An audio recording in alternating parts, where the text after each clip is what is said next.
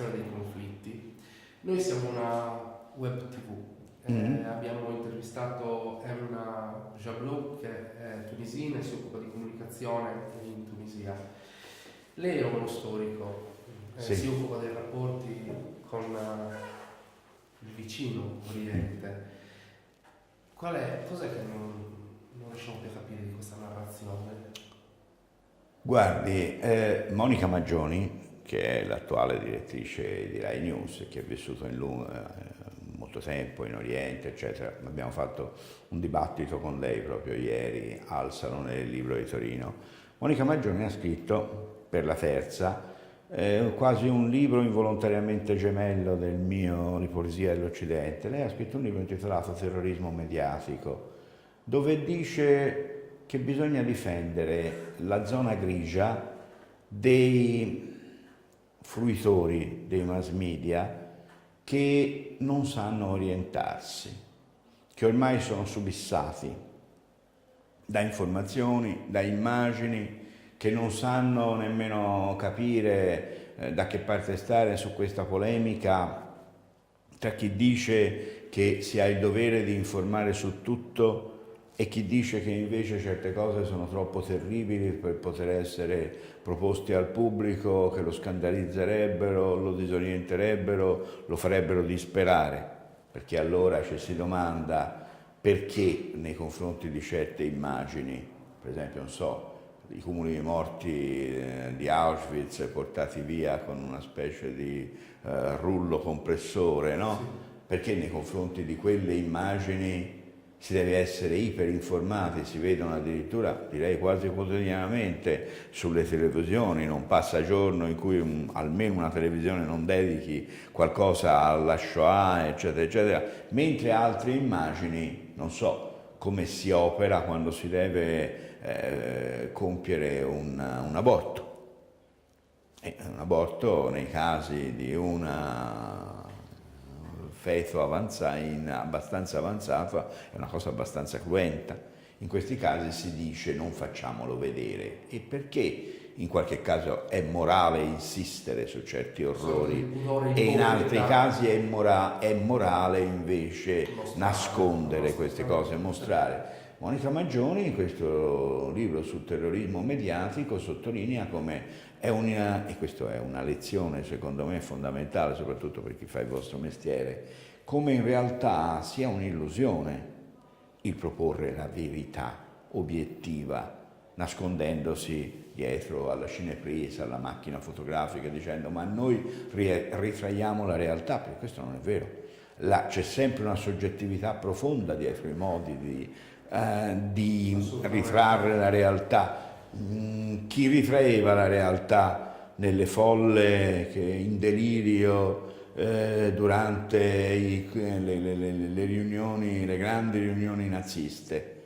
Leni Riefenstahl, che è riuscita a ritrarre Hitler in una maniera che l'ha reso quasi bello in molti fotogrammi, oppure chi invece, volendo sottolineare, come faceva qualche cameraman inglese o americano, volendo sottolineare invece il lato oscuro, ritraeva quelle folle in delirio, sottolineando che si trattava di persone ignoranti, di persone ingannate, di persone fanatizzate. Eppure tutte e due stavano ritraendo la realtà. Anche prima di truccare le immagini, perché si può fare anche quello, sia il volto di Hitler, ritratto da Leni Riefenstahl, sia quelle folle in delirio, erano la realtà, però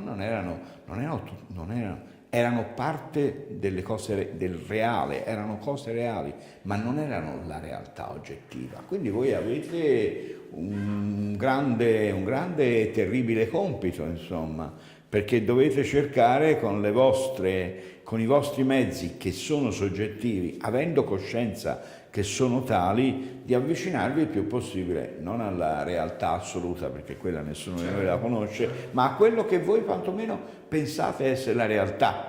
E quindi evidentemente tutto questo diventa qualche cosa di drammatico. Se ora noi siamo ritratti mentre chiacchieriamo amabilmente del più e del meno, non c'è nulla di drammatico, ma per esempio se si ritrae un fondamentalista musulmano che taglia la gola o la testa a un Con ostaggio. grande sapienza, oltretutto. Con grande sapienza, ma credo che sia comunque una cosa molto spiacevole per quello a cui viene tagliata la testa e chissà forse anche per quello che la taglia, non lo so, che grazie a Dio non ho esperienza in materia, però allora bisogna stare molto attenti perché in quel caso la tentazione di manipolare la realtà in un modo o nell'altro c'è. Sicuramente i jihadisti che ci fanno vedere quella cosa vogliono avere dei risultati. Certo. Quali sono i risultati?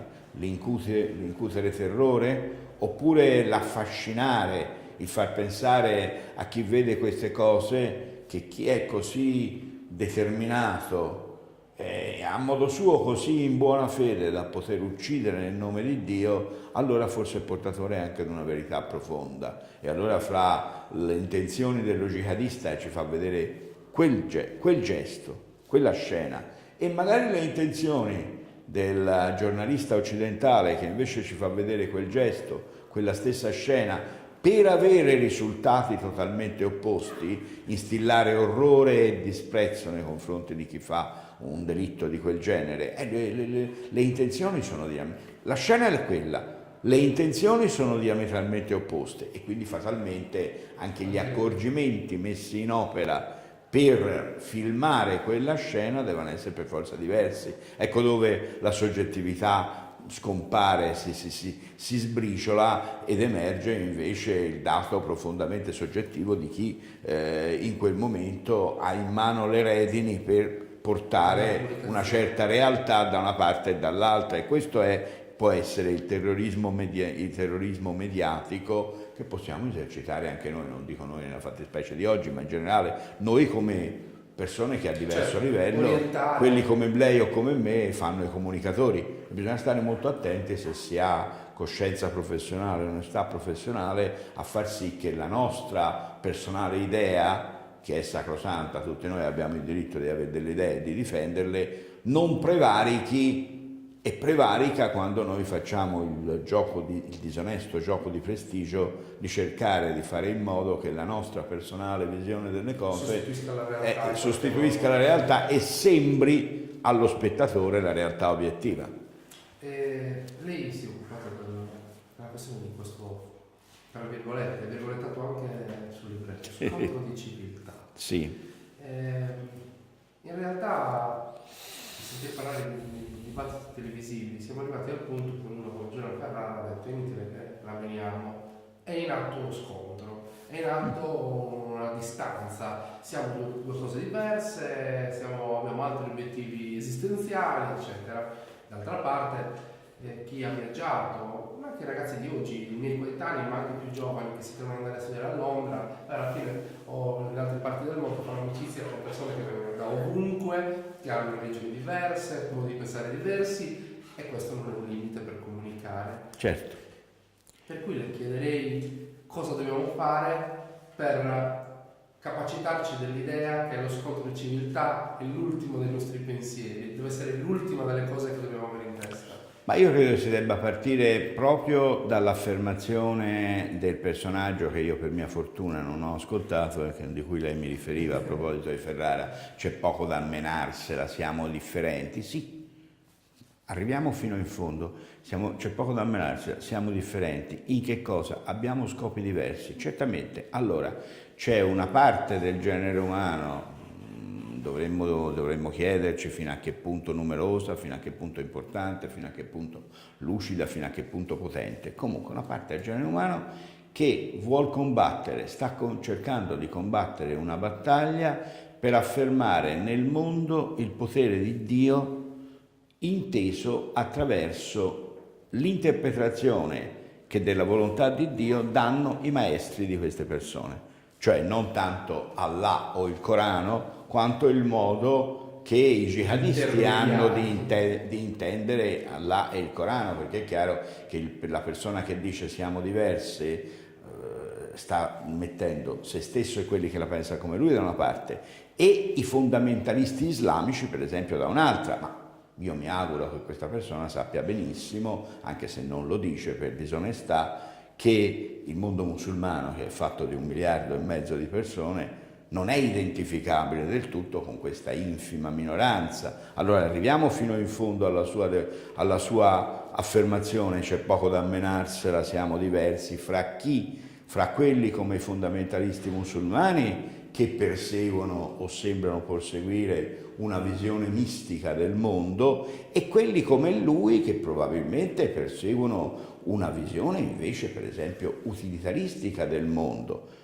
Gli occidentali, ad esempio, che non ucciderebbero mai nessuno, nemmeno una mosca, se si trattasse di uccidere per Dio, però uccidono volentieri e bombardano volentieri se si tratta di uccidere e di bombardare per il petrolio, se si tratta di uccidere e di bombardare per certi confini geopolitici che danno poteri ai governi che noi appoggiamo, se si tratta di uccidere o di bombardare per affermare la supremazia di certi governi, di certe idee, di certi, anche diciamo pure di certe aggregazioni nazionali, di certi popoli su certi altri. E allora noi siamo diversi e c'è poco da menarcela, sì, certamente siamo diversi, fra persone che perseguono una visione comune delle cose, che si può uccidere per qualche valore, e quindi non siamo tanto diversi in fondo, perché c'è di comune perlomeno quello, e persone che invece pensano che nel mondo esistono molti altri valori, molte altre cose, molti altri obiettivi, diciamo così.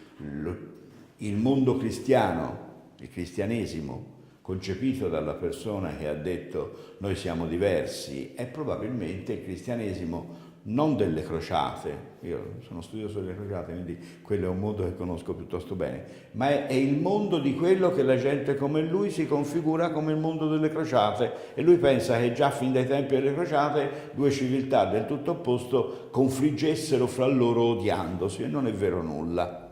Allora, in questo caso, fra il mondo che lui pensa così, il mondo cristiano delle crociate, che si difendeva dall'Islam fino alla morte violentemente, e il mondo cristiano concepito dal Papa Francesco invece come un mondo che deve rimediare a una situazione, l'aver determinato la quale è in una larga parte, non totale, ma larga parte anche responsabilità dell'Occidente, cioè un mondo dominato dall'ingiustizia sociale, dominato dall'ingiustizia economica, dominato dal principio secondo cui una infima minoranza gestisce le ricchezze del mondo, e incurante del fatto che ci sono miliardi di esseri umani come lui che sono alla fame.